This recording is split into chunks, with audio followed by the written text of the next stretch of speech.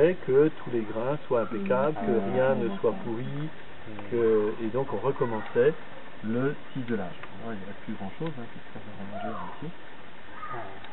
Et on mettait les grappes, parfois plusieurs grappes, dans l'eau d'une petite bouteille qui penche légèrement pour que la grappe tombe dans le vide. C'est gonflé d'eau, le raisin? Non, il ne bouge pas.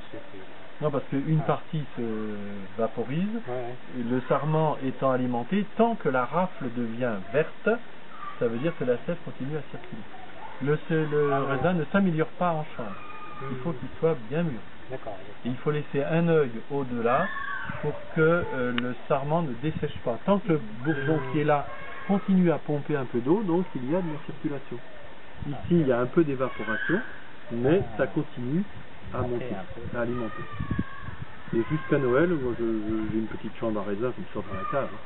J'arrive à conserver du raisin, il se flétrit un petit peu, mais autrefois tout était fermé, pas de courant d'air, dans le noir complet, mais pratiquement tous les 2 ou 3 jours, il fallait repasser avec une lampe à pétrole, vérifier qu'il n'y ait aucun grain rougissant, parce que ça voulait dire qu'il pourrit. Donc c'était un travail permanent, toute l'année dehors, en train de tailler les branches, en train de tailler les feuilles, etc. Et quand le raisin était en chambre, il fallait vérifier. En chambre, dans l'eau?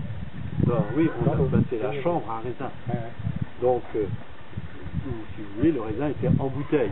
On ne met pas le raisin dans la bouteille, on met juste la branche. Et après, quand on avait des clients et qu'on voulait fournir le marché, on choisissait les grappes, on nettoyait encore pour avoir une belle forme, et on s'arrangeait pour mettre ça dans une caisse. On mettait d'abord les plus belles grappes au fond de la caisse.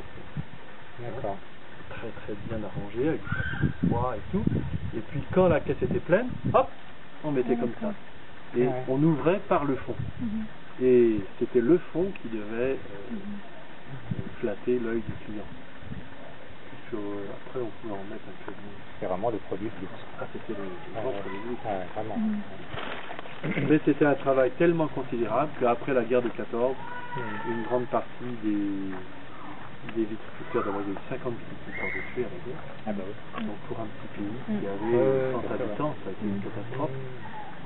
En plus, beaucoup d'ouvriers, beaucoup de petits propriétaires qui n'étaient que ouvriers agricoles et qui faisaient un petit peu de jardinage, se sont embauchés à l'usine Vieux Montfrédère en face, qui produisait des armements et tout ça. Et là, ils étaient payés au mois, ils avaient un salaire garanti,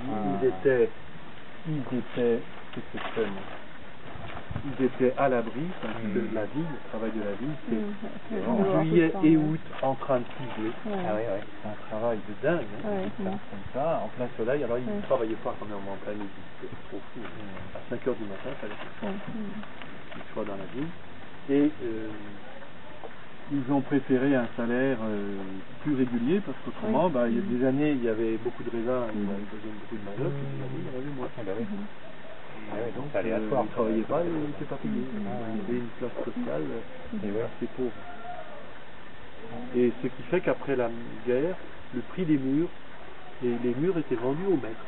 Une valeur considérable. Le prix des murs a été divisé par 10. C'est un patrimoine extraordinaire. Alors quelques grands propriétaires comme la maison Salomon a continué à produire des raisins de très haute qualité. Elle faisait des concours agricoles un peu partout.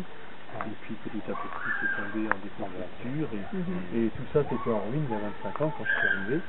Et la mairie en plus avait exproprié le terrain pour en faire un terrain de sport. Et ça n'a pas plu du tout à la famille qui a laissé tout, qui a fait des procès, tout ça. Puis maintenant, ça y est, la halle des sports a été construite.